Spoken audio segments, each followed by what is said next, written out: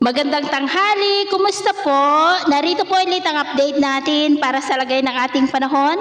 Ngayong tanghali po ng October 4, 2023 na kung saan sa ngayon ay patuloy pa rin natin na binabantayan si Bagyong Jenny. Kahit na nakalampas na po yan sa ating kapuluan, ay nagdudulot pa rin ng stormy weather condition dyan po sa may extreme northern Luzon, lalo na po sa may Batanes. Nasa layo po ngayon ng 187 km northeast ng Itbayat, Batanes na taglay ang lakas ng hangin na umaabot po sa 165 kilometers per hour na nagbabanta na po na mag-landfall bukas ng umaga dyan po sa may southern part ng Taiwan, at bukas ng gabi o bukas ng hapon ay tuluyan na po yan na makakalabas sa ating area of responsibility. Pero babantayan po natin ang LPA na nasa labas ng ating PAR na pinangalanan po na Invest 97W dahil posible itong maging bagyo at lalapit sa ating area of responsibility next week.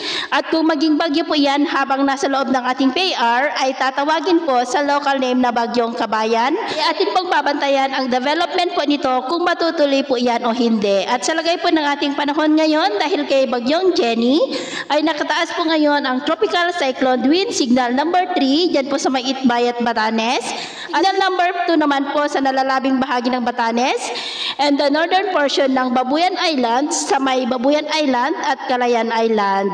Signal number 1 naman po sa nalalabing bahagi pa ng Babuyan Islands, the northern portion ng mainland Cagayan sa may Santa Ana, Gonzaga, Bugay, Santa Teresita, Lalo, Camalanyugan, Pamplona, Claveria, Apari, Balesteros, Abulog, Alakapan, Sanchez Mira, Santa Praxedes, Lasam, Gataran, and the northern portion ng Apayao sa may Kalanasan, Pudtol, Luna, Santa Marcela, Flora, maging po sa northern portion ng Ilocos Norte, sa may Pidig, Bangi, Vintar, Burgos, Pagudpod, Bacarra, Adams, Pasukin, Karasi, Dumalneg, at maging po sa may Lawag City. At dahil naman po sa habagat ngayong hapon, lalo na po sa mga susunod na oras, ay maulap po na kalangitan na may mga pulupulong pag-ulan sa ilan pang bahagi ng Ilocos Region, ilang bahagi pa ng Cordillera, malaking bahagi ng Central Luzon, Metro Manila, ilang bahagi po ng Calabarzon, Mimaropa, lalo na po dyan sa may Mindoro, Bicol Region, Panay Island, ilang bahagi ng Negros, Bohol, Tacloban, ilang bahagi ng Samar Provinces, Zamboanga Peninsula, Northern Mindanao, Caraga, silangang bahagi po ng Davao Region at Sorsogon. Kaya mag-ingat po tayo dahil posible pa rin ang mga banta ng mga pagbaha at pagguho ng lupa.